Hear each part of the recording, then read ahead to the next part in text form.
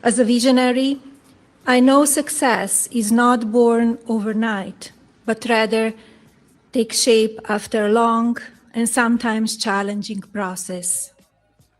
Often alone at the top, I follow my passion, listen to my instinct, and always maintain a laser focus. In solitude, my creative mind dances, filling my imagination with originality. Attention to detail, demanding schedules, and multitasking are everyday realities when building towards success.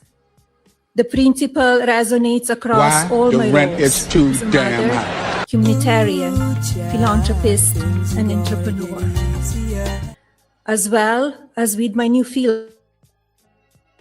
What that was, I don't know what that was, Greer. I guess it's Feel Good Friday and we need a little ha ha. So, ha ha. Good morning, everybody, and welcome to Black Press USA's morning show where we bring you the headlines and the culture for Black America. And my co host this morning, so excited, Jill Munroe, is back. Good morning, sis. Good morning. Thank you for having me back. No, I'm glad to have you. It's Oscar weekend. It's been an Oscar week, lots of events. But what I love most is about the Black events that happened during Oscar week. I had an opportunity to go to the Lexus Uptown Honors, which was just deliciously fun. And we're going to get into that a little bit later. But that's where they honor Black men and their creativity and their accomplishments in Hollywood. And then, of course, yesterday, we had the Essence Black Hollywood luncheon. And all of the girls, the Black girl magic was on full display. Did you see any of the videos? I saw some of the corporate photos, and I saw how excited the audience was when Brian and Michael B. Jordan came out to present Zenzi, Ryan's wife, with the award that she received. I mean, it was just such those, Thursday, was it Wednesday, Thursday, was Black Hollywood's day. And then of course we're coming up on Sunday. So folks, we have our morning poll. And the morning poll is, with the 98th Oscars happening this Sunday, which historic milestone are you rooting for the most? Is it A, the director, Ryan Coogler, for becoming the first Black filmmaker to ever win Best Director? Is it option B, the actor, Michael B. Jordan, winning Best Actor for his dual role? Okay, he played two people for Sinners. Or is it C, the support for Tiana Taylor for One Battle After Another? So, I mean, which one are you rooting for, Jill? I think the one that is most likely to happen is Tiana One Battle After Another. Although I feel as though, because of the momentum from the Actors Awards with Michael B. Jordan, I know they were working on before that he definitely has a legitimate shot, more than I imagined when the awards first did for Sinners. So. Right. Because Timothy Chalamet made the comment about opera and ballet, and if you don't know, Sinners, they're going to be performing because they're also Raphael Sadiq is nominated. I think should be highlighted for best. I think it's score. And so they're going to be performing, and Misty Copeland is going to perform, and they're going to add ballet. I don't know if that's a dig at Timothy, but that whole comment that he made about ballet and opera not being relative or important today, I think it hurt him. But you never know, because white folks, they get a pass all the time. It's called white privilege. And he's been saying that since 2019, really. Really? Yeah, he said it in several interviews, but now people are paying attention. Okay. All right. So the poll, let's see what the chat is chatting about. Michelle Madison says she's rooting for A, the director, Ryan Coogler. Okay. Sandy Jones is saying she is B, Michael Jordan. And then Mike V says, Grand Rising, Jill, your mic is going in and out. Please adjust. Okay. So we have production. Greer's assistant production is telling you, let's get the mic going. And then Michelle, she says she changes her mind. She wants all of the above. I think Well, okay, Tiana Taylor, I really enjoyed One Battle After Another. It was extremely long. It's almost a 3-hour picture. So I recommend watching, though. It is good. But it gave me Monsters Ball vibes. So if she, it really gave me that. When I was like, okay, this is giving Monster Ball. So I see her following the pattern. I really feel like that whole movie feels like what Hollywood prestige kind of loves. It has DiCaprio, it has Sean Penn, the Hollywood classic white actors. PTA, Paul Thomas Allen, is a huge director, never been awarded. So that's why I think director, it might go to him. You did bring this up earlier too. You might want to switch your mic or come in and out because people want to hear what you have to say, and it's going in and out. We can hear you, but it's so if you want to go in and out, and then we'll keep the poll going before we bring in our guests. We're gonna fix this audio situation so everybody can hear us loud and clear, because we're gonna stir up some good Hollywood trouble today. So let us know. Keep chatting. Mike V, Orangey, who you guys got for the 98th Oscars happening? Are you rooting for? I know we would root for everybody Black. Issa Rae told us we rooting for everybody Black. But who are you most excited to see get the award? Is it Ryan Coogler for Best Director? Option A. Option B, Michael B. Jordan, or is it C, Tiana Taylor for One Battle After Another, which was a great movie. Sean Penn and Leonardo DiCaprio kicked ass in that movie. I mean, Sean Penn was really good. I think out of anybody in that picture, I think Sean Penn deserves the award. And can you hear me now? Is it going much better? Okay. Nope. I think Sean Penn is likely to win. I believe he's nominated for supporting actor, which gets into Delroy territory, but I think that might be where Sean picks up some steam. I believe he's nominated. Nancy Wall says, I don't watch it, but I want Ryan Coogler. You gotta watch Sinners. I might watch it this weekend just because it was such a great film. And it wasn't, anything but a good movie. Okay, it was a thriller. It was a thriller. It was a thriller. It was a great movie. Loved the characters. Got invested in them all. And Michael B. Jordan, we cannot underestimate and not talk enough about Michael B. Jordan playing 2 roles, and he did an excellent job. I mean, I think if anybody deserves Best Actor, he deserves it. He played 2 roles. Okay, that should mean something. 2 roles distinctly different. His approach to the twins. Originally, it stated that Smoke and Stack, it was supposed to be he and Jonathan Majors, but whatever happened. I think that it was an excellent performance. He even held his mouth differently so that Stack had a dimple. He wore different shoes, got into a little bit of method acting. He really showed off his range a bit, I think, with this, but we'll have to see. It's a tough category. It's a tough category. It's a tough category. Mike V said, I saw Sinners twice in the theater, worth every penny. I totally agree.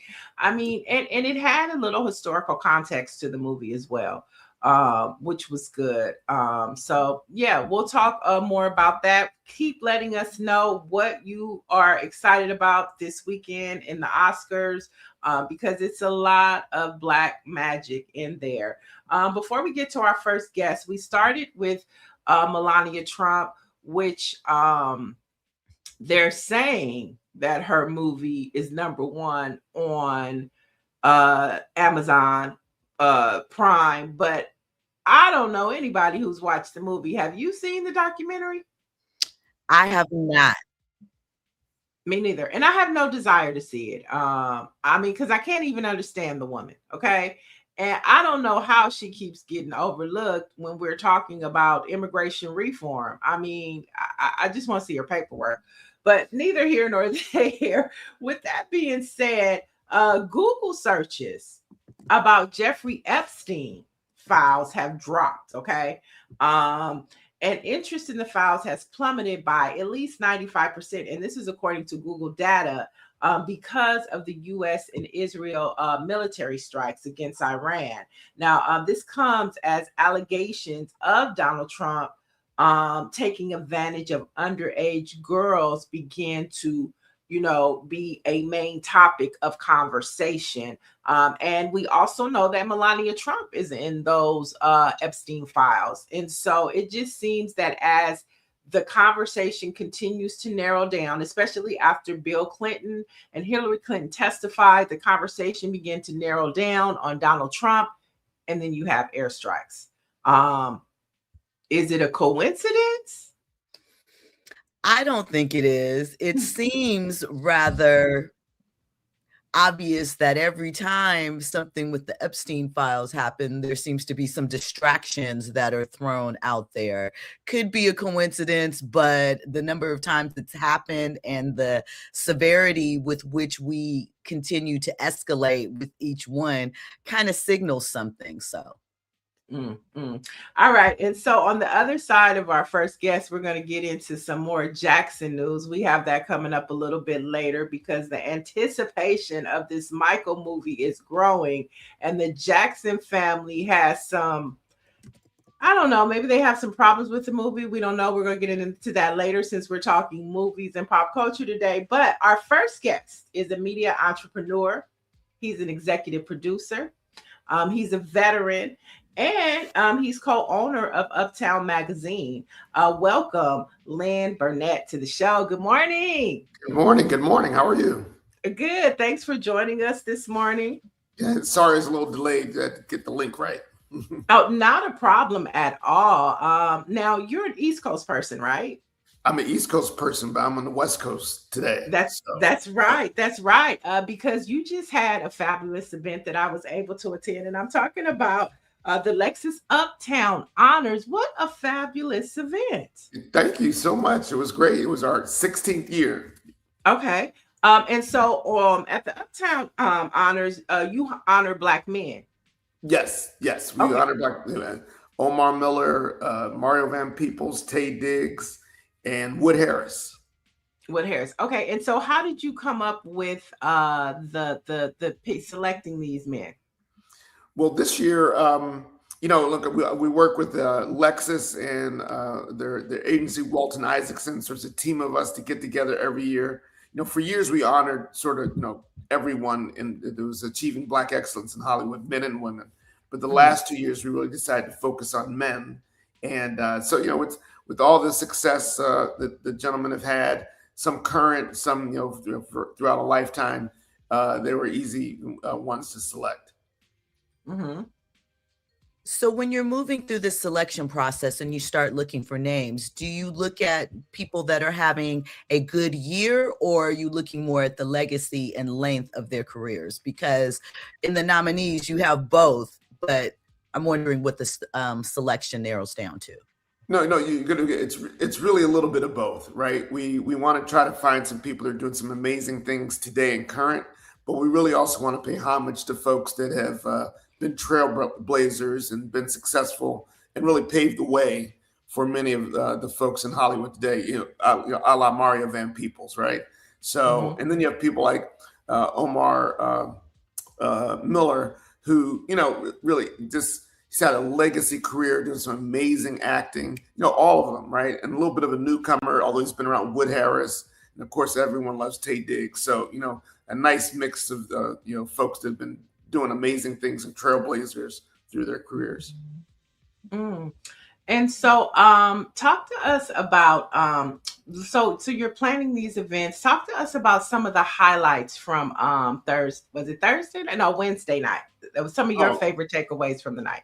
Well, first, there were so many, but first you have to go and shout out to our hosts, Chris Spencer and Ty Beauchamp. They've been doing this, I think, for 6 years with us. And they always have, they're just a great tag team. Chris is, amazingly funny, and Ty sort of keeps him in check. So those are always good highlights. Of course, some of the speeches, the acceptance speeches, everything from Omar and bringing his brother up there. I think that was amazing. Really, he said, hey, allowed him to be fearless, with the big brother always behind him. Also, you can't, Mario's speech was amazing, right? I sort of walked through history. I learned so much even through that. So, and it was a call to it was a call and response too, like we were. Yeah, exactly. Yeah. And then, what's always special is the crowd, right? Many of the folks have been, around Uptown for 22 years.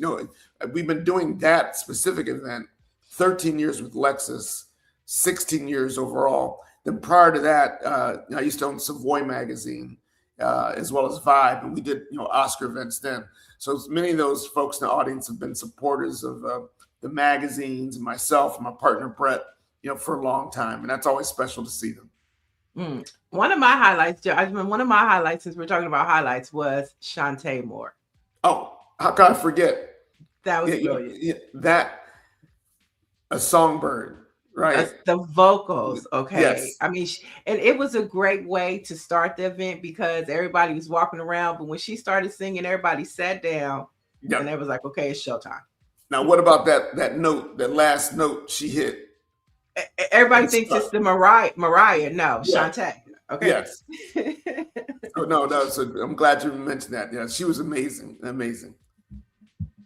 So, Lynn, my question is kind of speaking to your legacy. You mentioned that you were a part of Vibe, Savoy magazine.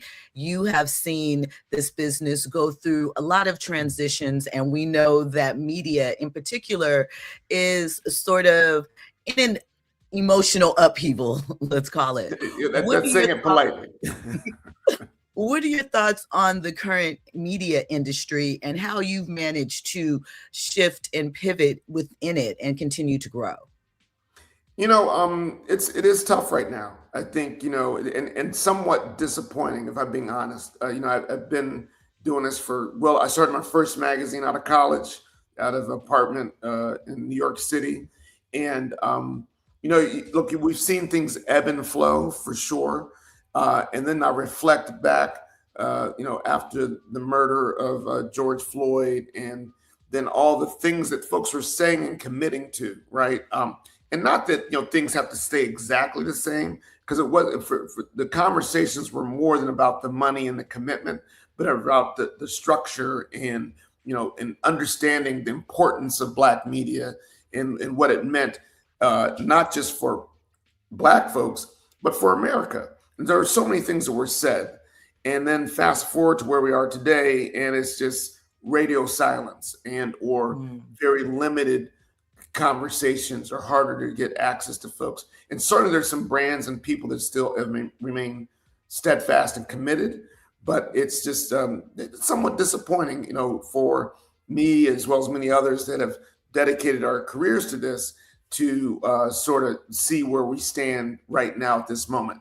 Now, that being said, in some regards, we've been here before, but I have to say it's, definitely seems a little bit tougher than normal, but it does ebb and flow, right? And so I think we just have to remain steadfast with what we're doing, remain committed to the ethos of what our brands are, our mission.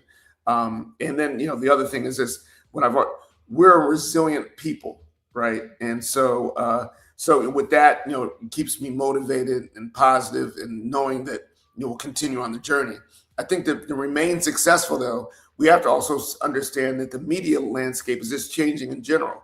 And so what I've been blessed, the most important I've been blessed with is to work with some amazing people throughout my career, but also understanding and reading a bit of the tea leaves and evolving. I mean, I was birthed in print, and, no one loves a magazine more than me, but really saw, the evolution of obviously the digital age, what that meant, branded content, events, and really, for me, it's being able to offer clients, and as well as the consumers, different entryways into your brand.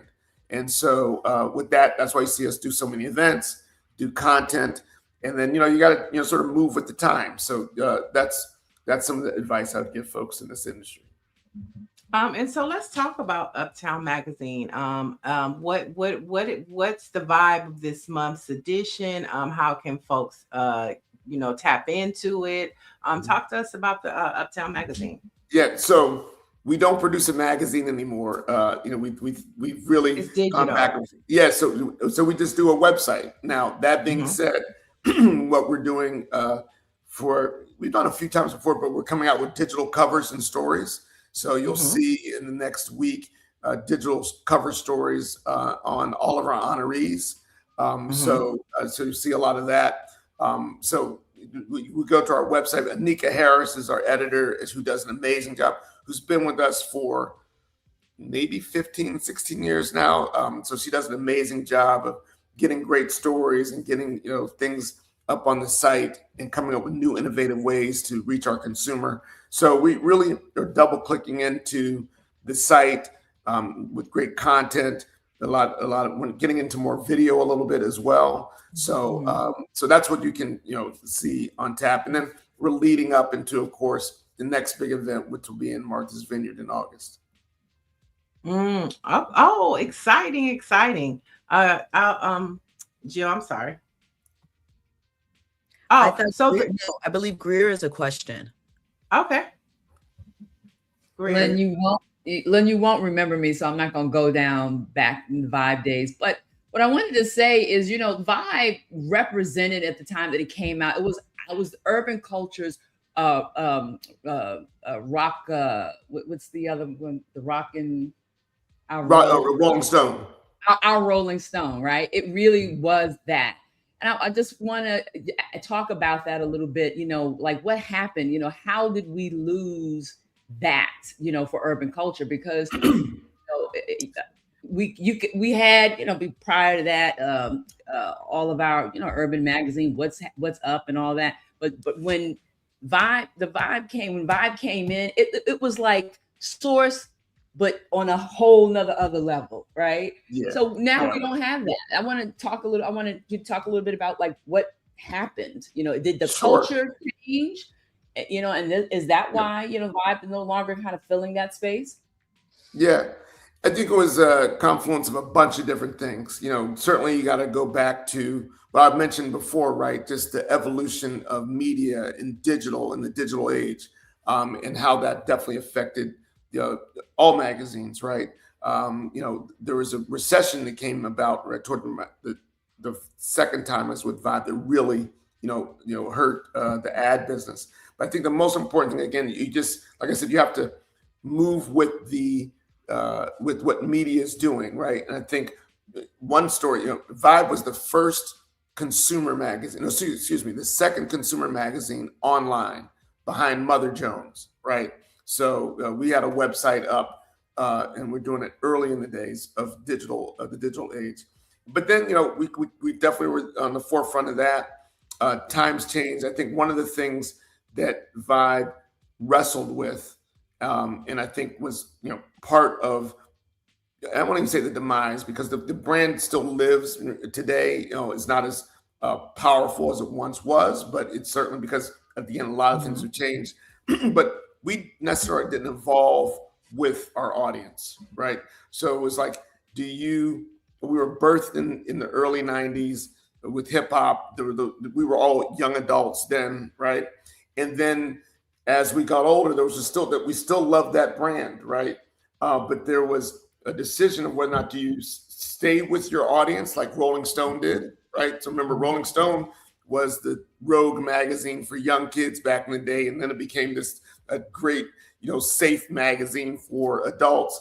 Or do you sort of try to keep up with the youthful part of the audience, right, and stay with them?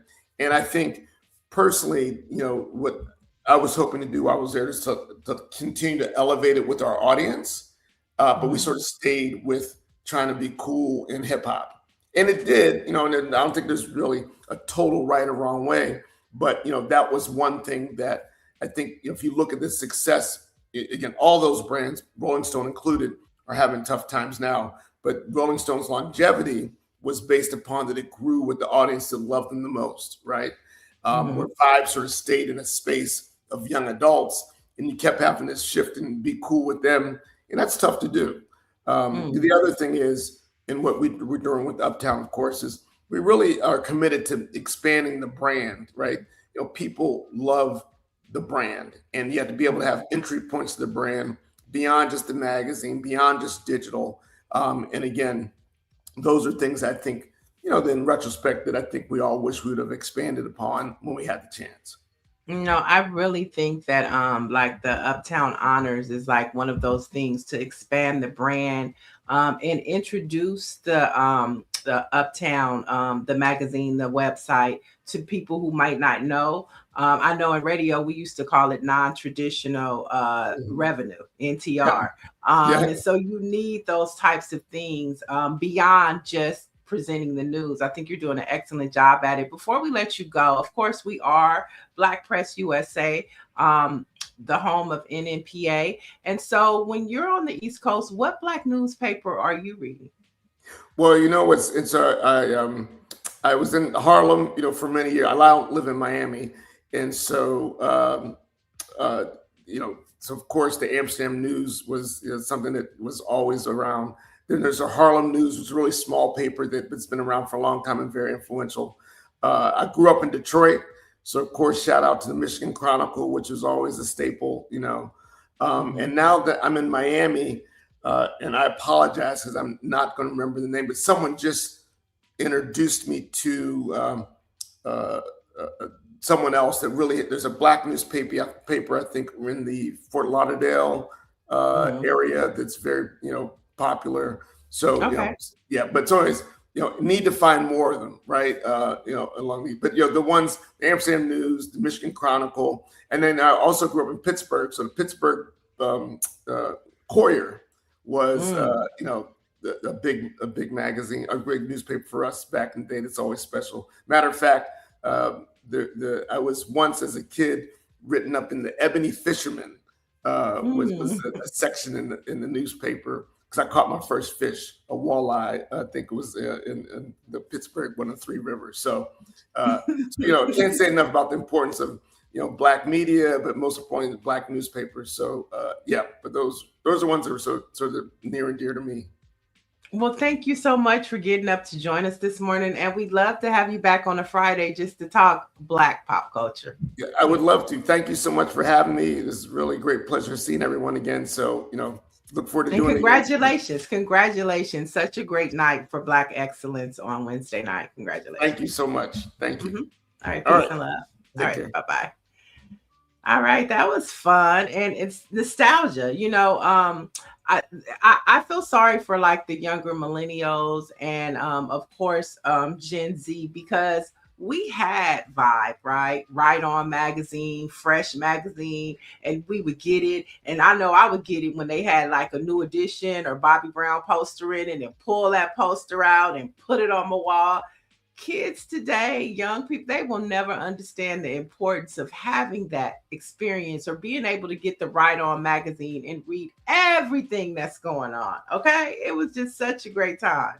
I want to add to that too. And I think Jill would appreciate this, especially during the era of Vibe, because when it was released, it gave you know, a lot of Black hip hop journalists an opportunity to kind of raise the bar, right, and get more visibility, because they were always interested in our, you know, in our writings, right, but we were kind of at that time relegated to, and not that there's anything wrong with it, to the Source magazine, which is a very niche, you know, operation. And let's not forget about Rap Pages. My friend Al Gordon used to be the editor. Absolutely. And Rap Pages used to sit like on the 22nd floor of Larry Flint's.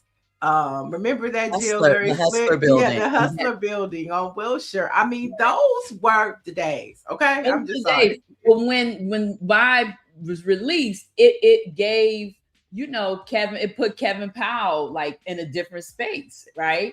Danielle Smith, you know what I'm saying? Put everybody in a different space, and you know, got people jobs, and they were really able to expand their careers. So it's an important document, you know, to urban culture, and especially for hip hop journalism. It's something that's very, very meaningful to me, because that was my era. You know what I mean? Right. And let's not forget about EUR Web, and Shout out Jill's to Lee. affiliated with, Lee Absolutely. Bailey. Yeah. And what was the other trade? Remember the trade publications? And then you had BRE. There you go. Stuff like that. What I was, to Greer's point, and shout out to Lee, he was like one of the first online of this format, a sort of urban format, to take it online back when he did it in the 90s. So big ups to Lee Bailey. But to Greer's point, like with Kevin Powell, his interviews with Tupac behind jail gave us a depth. I think it encouraged long form reading and showed us a side of artists that we couldn't see, as much as we loved Rap City and MTV Raps, we got a little bit more depth behind it and understanding in some of those pieces. So I really appreciate that. Yeah, and you brought up BRE and Jack the Rapper, like the trades turned into conventions and festivals that everybody would go to. And you just don't have that anymore. And that was connection.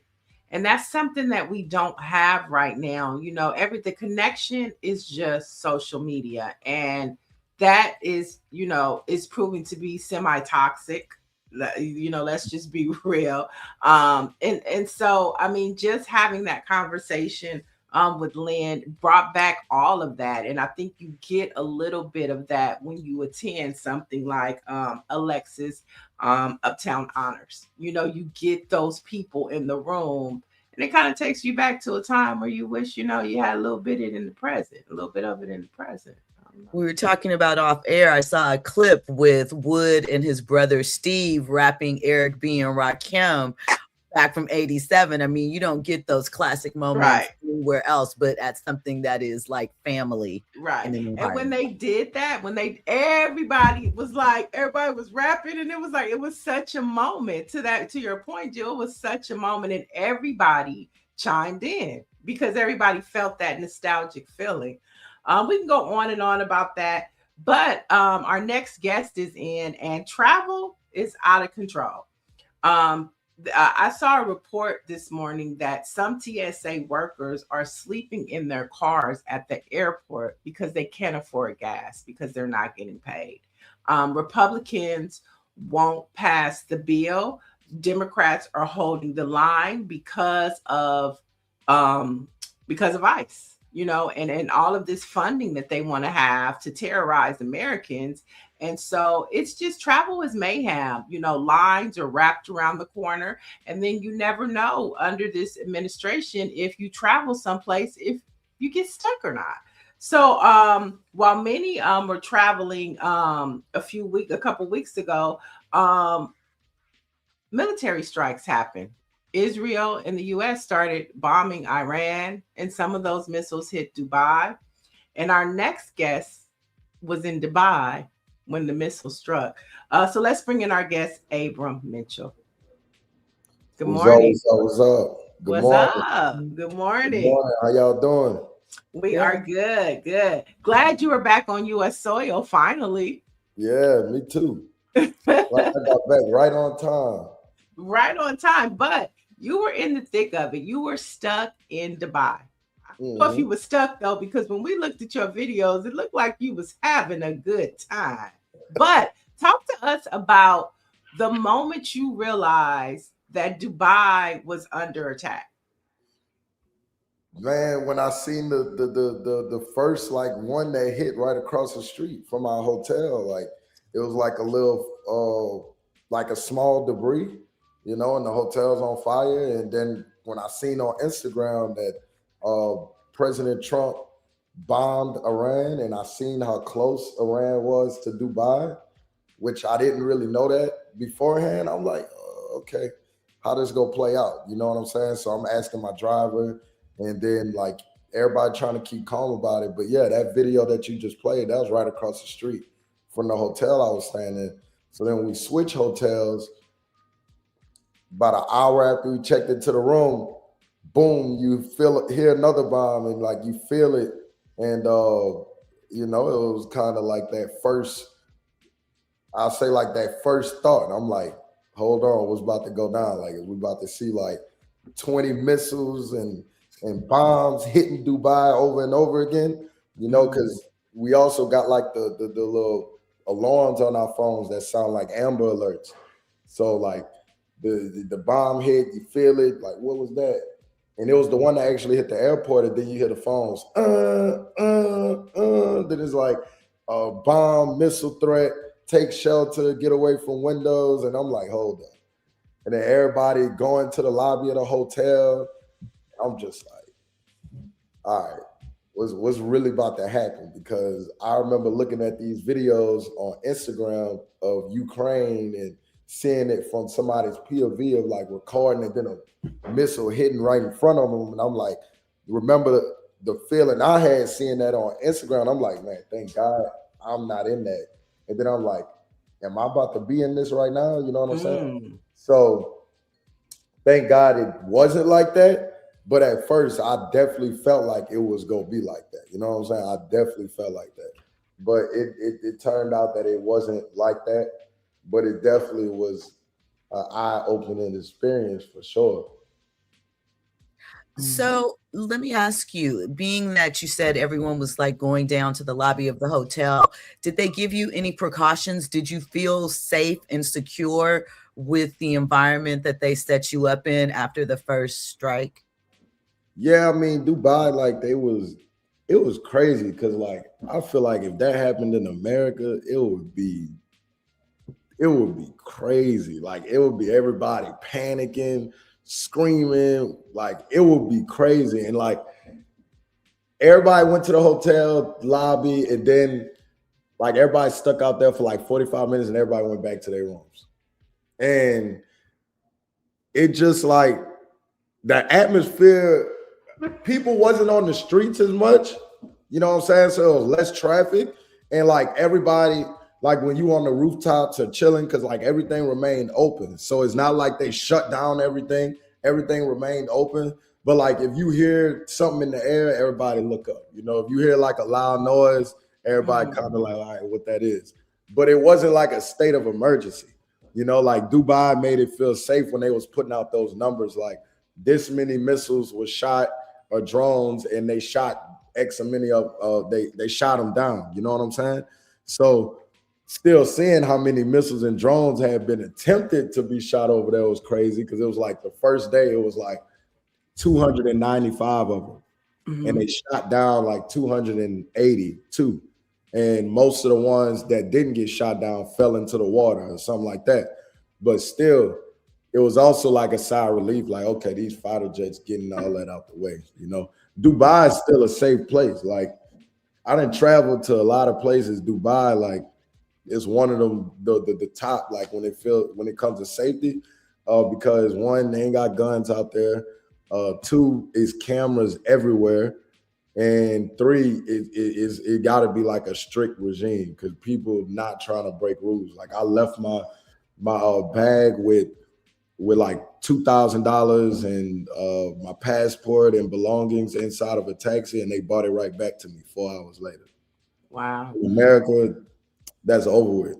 But at the same time, in America, we ain't have to deal with, you know, active war site, whatever you want to call it. I've been reading some reports from the FBI saying something about drones threats or whatever in California. I don't know if that's real or anything, but that'll be crazy. you know, we're out here like the FBI said it, so we don't know if we believe it. You know, the governor seems scared on that video he put out there. I'm like, why is his voice trembling like Epstein? that? I've said that my response is Epstein files, but I want to ask you this: how long were you stranded, and how much did something? What was the financial cost of being? How long were you stranded, and what was like the financial cost of that, if you don't mind sharing?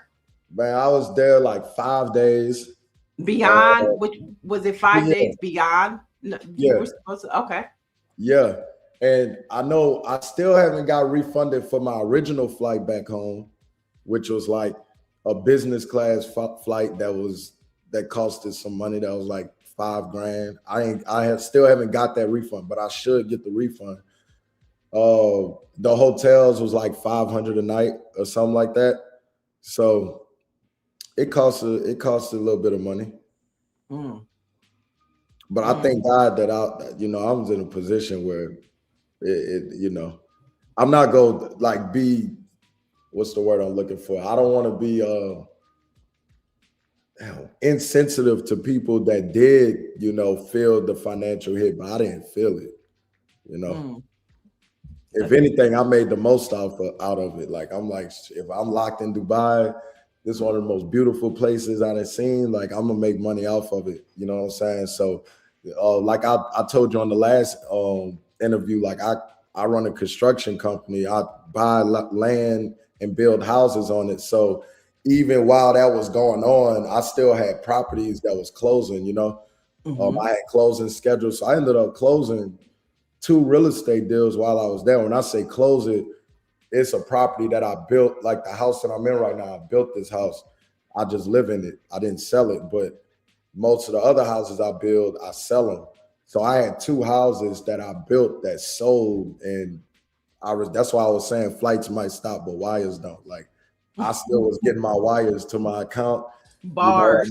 I make digital money based off of my intellectual knowledge, so I teach people how to get into real estate, how to start building, if they'll like to do that. You can see right there that flyer. I did like a free masterclass while I was in Dubai. So once I realized, look, I'm gonna be out here for a few days, we gonna make the most of it. So that's what I did, Okay. And that's probably how, you ended up seeing some stuff. I'm like, okay, we're gonna put content out about this. We gonna show people the real side of it, because you got the news side, then you got the people that's on ground. You know what I mean? So that's what I started focusing on doing. So Man, Abraham, that's some beautiful houses y'all just put up there, huh? I think you did a good job, huh? what was the process like getting you home? Were they in constant contact with you? Did you have to buy a completely new flight? Like, what was that process like to get you back to the United States? Yeah, we had to buy new flights,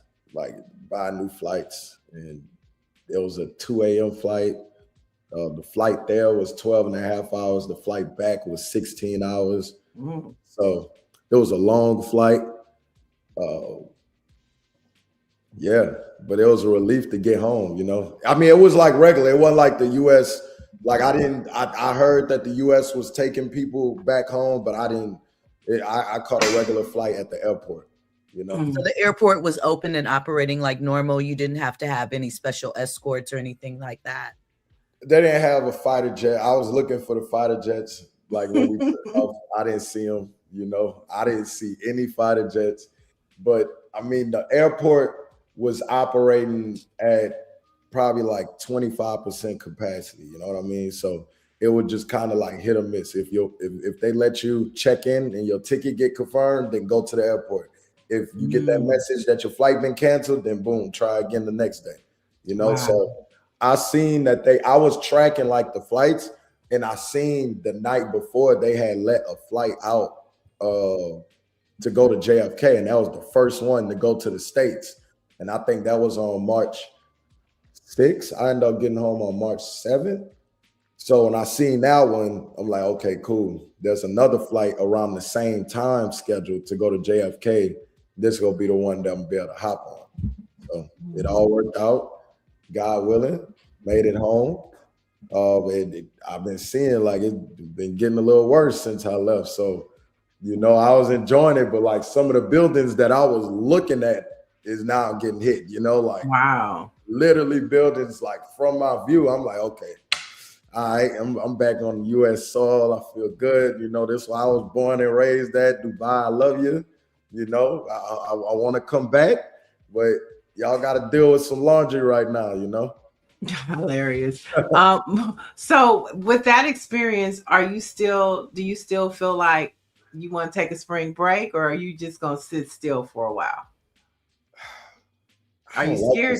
The question is, are you scared to travel after that experience? No. I'm not scared to travel. I want to go to Tokyo. I want to go to Africa. There's a lot of places. I want to go back to the islands. I'm not scared to travel. Like, life not a dress rehearsal. You know what I mean? Like, I don't know when I'm gonna check up out of here. So I want to live my life. You know what I'm saying? And if they saying that this is in the way, in the line of fire, then I'm not going there. Like, we had a retreat with, you know, some of my clients and my students to Mexico, and we canceled it. You know what I'm saying? We go keep an eye on that because, of course, we don't want to be reckless. You know what I'm saying? But at the same time, it's a huge planet we live on. Like, everything is not at war. You know what I mean? So Everything is not at war. yeah, everything is not at war. But if I can't go out the country, then catch me in Miami somewhere. You know what I'm saying? I like to be on the water. Like, I like to be on a boat on the water. I like good views. Nashville, it's cool, you know, but we're inland. You know what I'm saying? We don't really have beaches around and stuff like that. So you definitely will see me traveling more. I'm looking to plan something in probably in April, because I got an event going on here in Nashville in 2 weeks. So well, we would love to have you back to talk about real estate and entrepreneurship, because we love to amplify Black excellence, and you definitely represent that. But before we let you go, what Black newspaper are you reading or is popular in your community?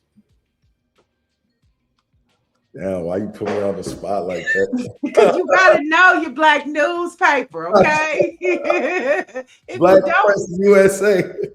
okay, good answer. But next time you come back, that's your homework. I got you. That's the homework. What's the Black newspaper in your community? But we do want you back to talk real estate and entrepreneurship for sure. How was your? I got a question for you. Okay. How was your gift? Did you enjoy it? Yeah, I did. I actually enjoyed it right before I went to the Lexus Uptown Honors. Okay. So I went to the Oscar party and I popped it open and toast to the future. That's good. That's good. That's good. Now, shout out to you. Appreciate you for having me on the platform. Not once, but twice. All right. But twice. And you're going to get 3 times because we're going to talk business when you come back. We're going to do that. So I always look to provide value. Appreciate you, Niel. Appreciate you, Jill. All right. Peace and love. Have a good weekend. Listen, and April, I'm going to give you a little hint so you'll be ready the next time. Nashville Tribune. That's our paper. That's a different paper in Nashville. Tribune. It's Black owned. owned. You know what? The Black Business Journal. Right. There you go. There you go. There you go, bro. Yeah, I'm just not thinking. Yeah, and see, they should be writing about you. You need to know your Black newspaper so they can write. I just got nominated for the Nashville Black 40 under 40. Oh, so okay. Congratulations. Appreciate it. Congratulations. All right. Black excellence, Black man. We'll have you back. Thank y'all. Y'all have a good one. You too. All right. Bye-bye. All right. Fun day today. And speaking of being stranded and the government social media handles are out of control. Have you seen some of the out of control? And one of them was with Ed Reed and Ray Lewis, and they're pushing back after the White House used their NFL highlights in a war-themed social media video. Now, the video was tied to messaging around Iran, but is it appropriate for the government to be using pop culture on serious things? I think that's Abrams and somebody. Is that Abrams and somebody? Oh, here we go. I think we're going to see it. Oh, so see, Ed Reed is saying he didn't approve the video. But should the government be using, pop culture to talk about such serious things that are happening in our country and around the world? I think, well, on one hand, it is, when you think about not this administration, but in general, we communicate in memes now. Everybody's in on the joke. That is something I feel started with Twitter. But I think that this administration has shown their lack of professionality. Their lack of professional ethics, right? That's obvious. They've also shown that they don't care who they offend or disrespect. I mean, let's not forget what Trump posted a couple of weeks ago. So expecting the office to still, I don't know. They've diminished the office of the president and the administration so much with their antics and the things that they've done. It's not surprising that they're doing things like this. It's the audacity, but I mean, where can you go? Where can you go for serious information? Like, I don't trust the government. Like, I don't feel like I can go to any government agency, whether it's the Department of Education's website, whether it is HUD's website, whether it's the White House, and feel like that I'm going to get the truth. I damn sure can't go to the Department of Justice website and think that I'm going to get some proper information. Or like Abrams brought up, you know, he's heard about drones in California. At first, when I heard that, I panicked, and then I thought about, well, wait, this comes from the FBI and the Epstein files. I don't believe it. I don't believe it. You know, conspiracy theory here in my mind. I was like, oh, this is Trump's way of trying to get back at Gavin Newsom. They're gonna, if any attacks come, its call is coming from inside the house.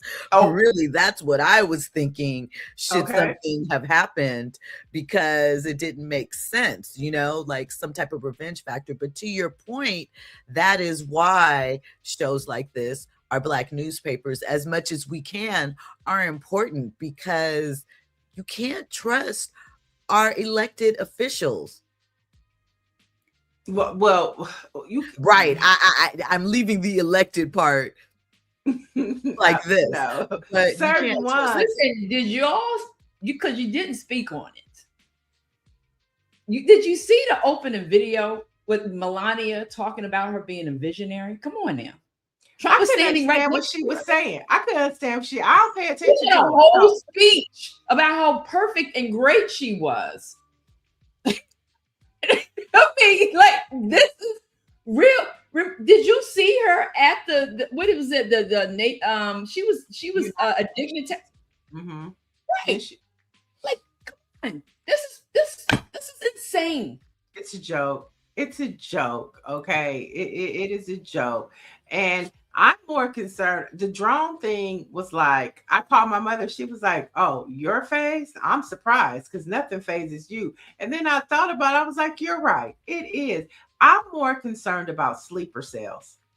I'm more concerned about that than I am a drone. Now, I'm not saying it's not possible, but I think as the American people, we should be more cautious as it relates to sleeper cells, because we know that these types of things happen. We know 9/11 happened, and that's the serious conversations that our country and our leadership is not giving us, how to be on our P's and Q's when it comes to things like that.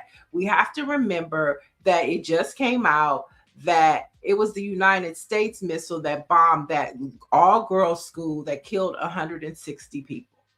So when I hear things like that, I think about our young children at schools. You know what I'm saying? And things like that. And that is serious. And then they put out these stupid ass videos, you know, when they're sitting over there bombing innocent people and thinking that there are no repercussions for that. And then you hear somebody like Donald Trump say, oh, well, people are going to die. And that is the effect of war, casualties. And a lot of times the casualties are regular, most of the times is regular people. And so that's what scares me for our country and our soil. It's the sleepers. Yeah, absolutely. Because, I mean, let's be clear, there hasn't been a major war in the United States since the Civil War, I think. So, I mean, there are some people that are going to be out there, like you mentioned, these sleeper cells or whatever, using this as a way to hit back at the United States overall. I don't know how we stay on our P's and Q's with something like this, because we have a hard time getting relevant, accurate information. I think you just have to overall stay diligent. And if you are in prayer, do that and check your sources. Right. Check your sources. I'm with you, Jill. I when I heard that, we were on, Nielle and I were on a three-way chat the other day, and one of the person like, oh, Neil, I'm so worried about you because I hear they're gonna be dropping drones on LA. And I was like, girl. Right. Like, listen, here's the thing. I can't, they are terrorizing us. And I cannot continue to live my life in this way. Ain't nothing you can do. If they're dropping a bomb on then I'm done anyway. So what am I gonna do? I'm done. It's a wrap. You gotta live your life. And you can't trust any of this. And furthermore, how I see this, do you think they're gonna tell us where they're dropping the drones at? They have us looking at LA and they're dropping them on the White House. I mean, come on. I just can't. It doesn't make sense to me. Right. It doesn't make sense. I'm more cautious when I go to the mall and stuff now. I'm like, where are the exit signs? But let's be clear. And we can stick a pin in it after this. Let's be clear. The number one terrorist threat to the United States of America is the white man. The FBI said it. There's intel to prove it. So if we want to talk about anybody else, the number one terrorist threat to this country is Trump and his clan. Listen. And on that note, let's talk some HBCU news. Howard University athletes no longer are allowed to kneel during the national anthem. Now, student athletes must now either stand during the national anthem or remain in the locker room under the updated athletic protocols. Now, the adjustment follows a women's basketball team kneeling during a game against the United States Military Academy. So athletics leadership says advocacy remains encouraged, while some players question whether the change limits how they can protest. What are your thoughts on this, Jill? So it was fine until it happened with the women's basketball game against the U.S. military. What changed there? The action was the same. I'm sure they were respectful in that. So why is it being updated now? What type of pressure did they receive? That would be my question, right? Mm-hmm.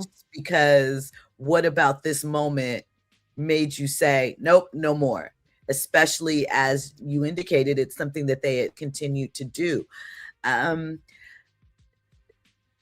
I feel like there are other ways that we can express our displeasure or, show our resilience or our displeasure with what they're doing. So I'm not so torn up about that one action because I don't even know.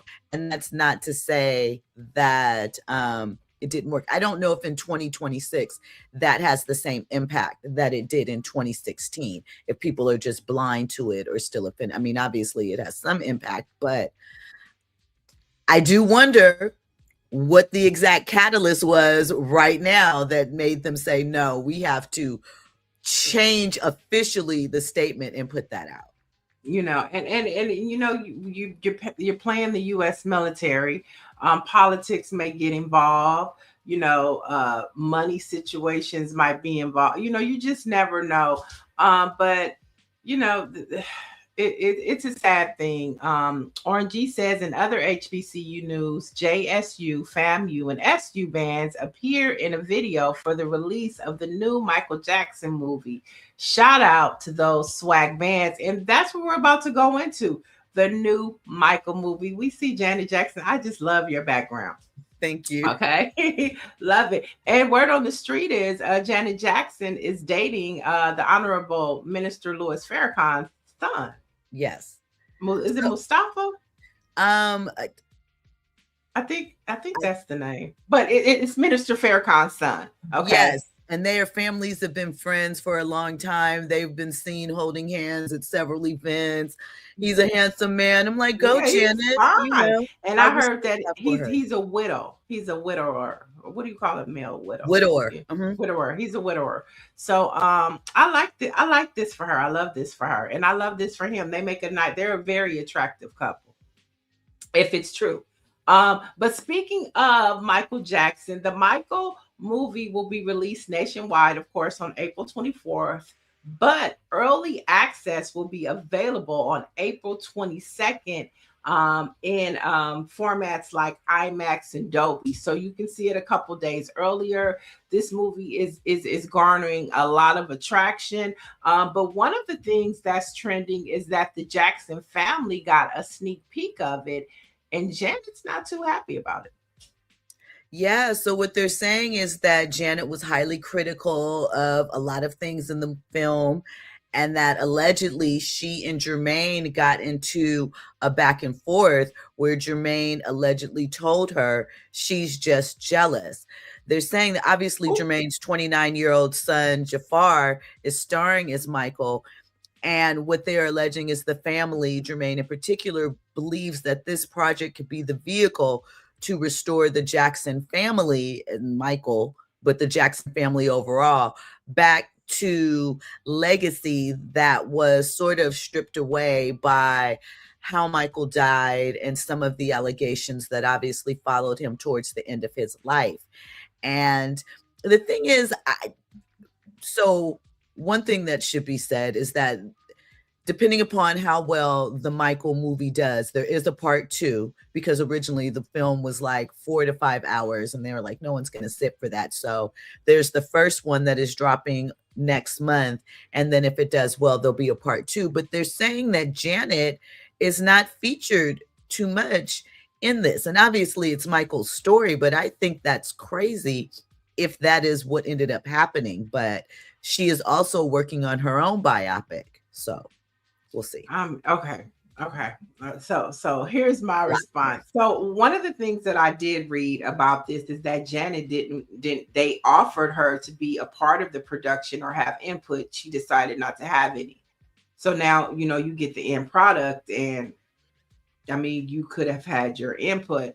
But the name of the movie is Michael. But I don't think that if you're going through the Jackson childhood, you can't ignore Janet. She was one of the kids, right? So how could she be left out? So it'll be interesting to see how they curated this movie, and how much the family is actually involved. And if the family is involved in the movie, I'm talking about as far as storyline, then how can you not have Janet Jackson in it?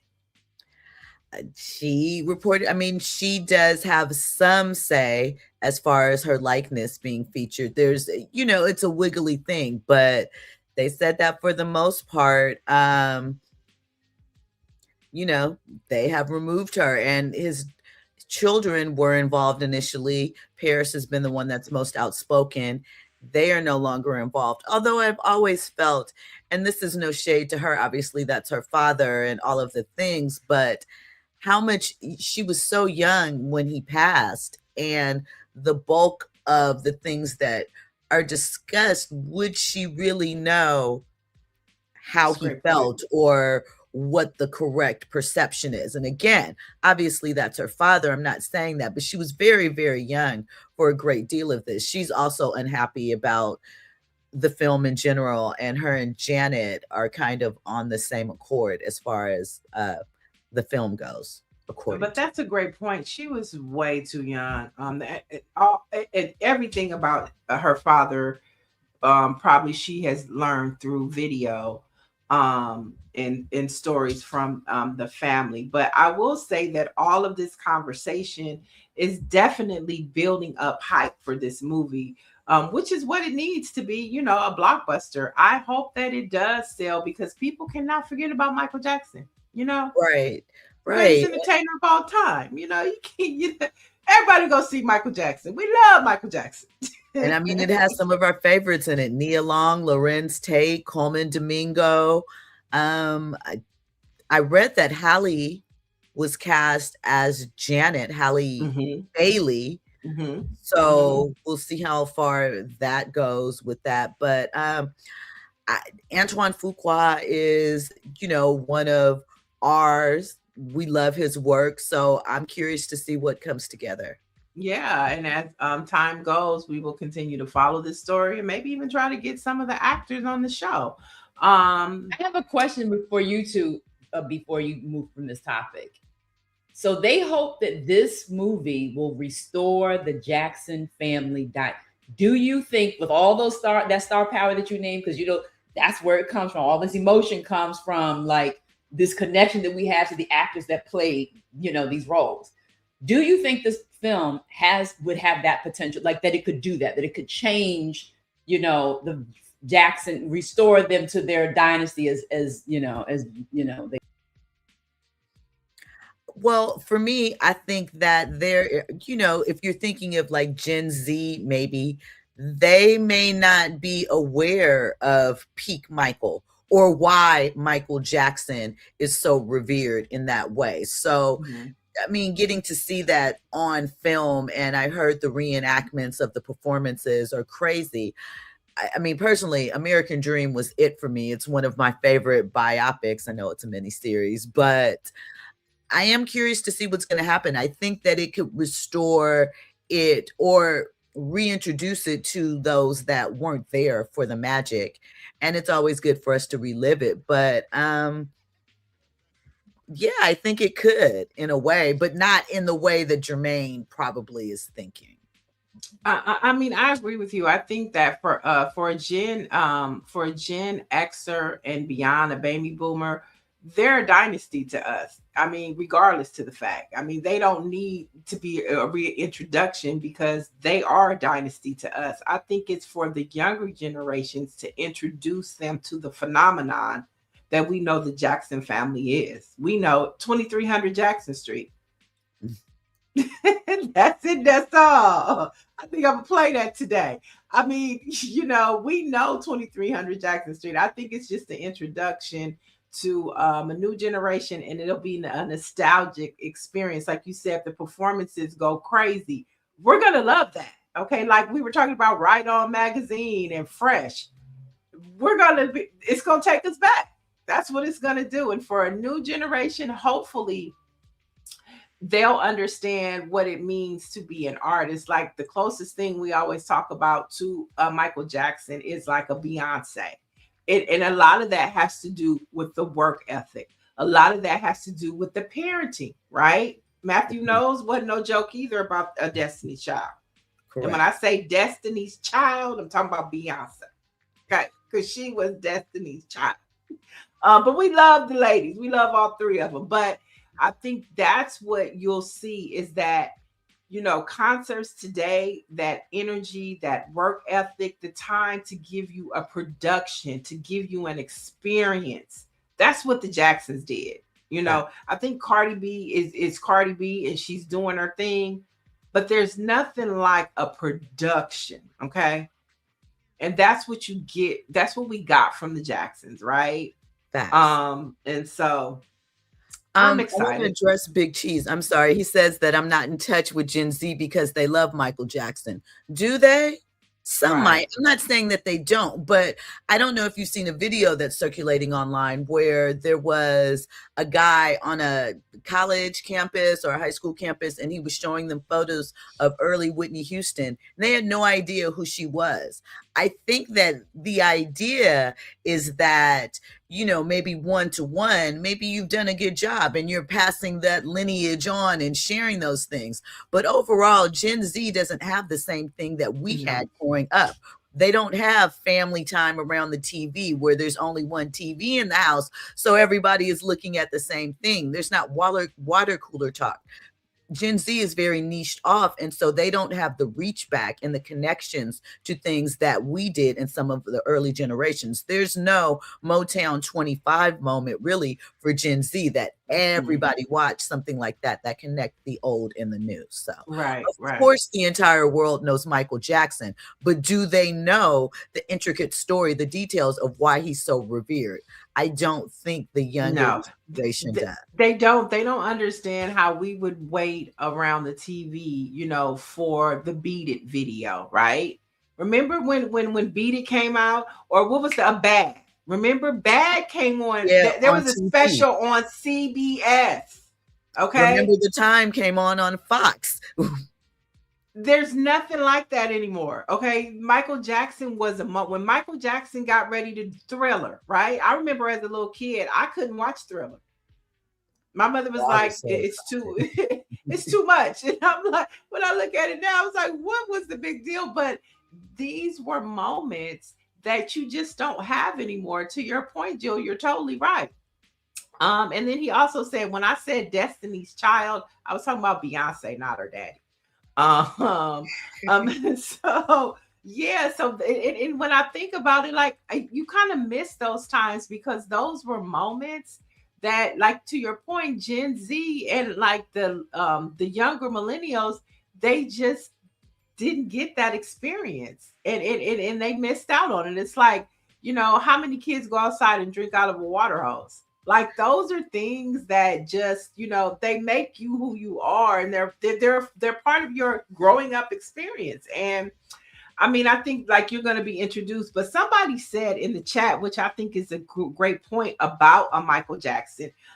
Michelle Madison says, my 11-year-old grandson has liked Michael Jackson since he was 3, and we lived in Sacramento. And I think Michael Jackson does still have that like generational it factor, to where a little kid today, they're still mesmerized if their mom puts Michael Jackson on, or now their grandmother, because there's something about Michael Jackson that just people gravitate to, whether you're young or old. So exactly. To that point, for sure, that type of performance, it's timeless. Yeah. Those were cultural moments, and something that Jill said that will slide by a lot of people, because this is how we grew up. Everybody watched them together, because it was usually one color TV in the house, right? But we were all watching television at night. You watched television with your family. You were a little kid watching 60 Minutes. Come on. Right. Facts. You know what I mean? You were watching the Muppets with your parents. Kids are consuming, television and entertainment by themselves now. And so, and that's been that way for some time. I had to put, when my kids were young and they're adults now, security measures, because I wasn't around watching TV. We have more than one TV. They were watching them on their phones. You watch and you experience those moments with your families, and that was very different.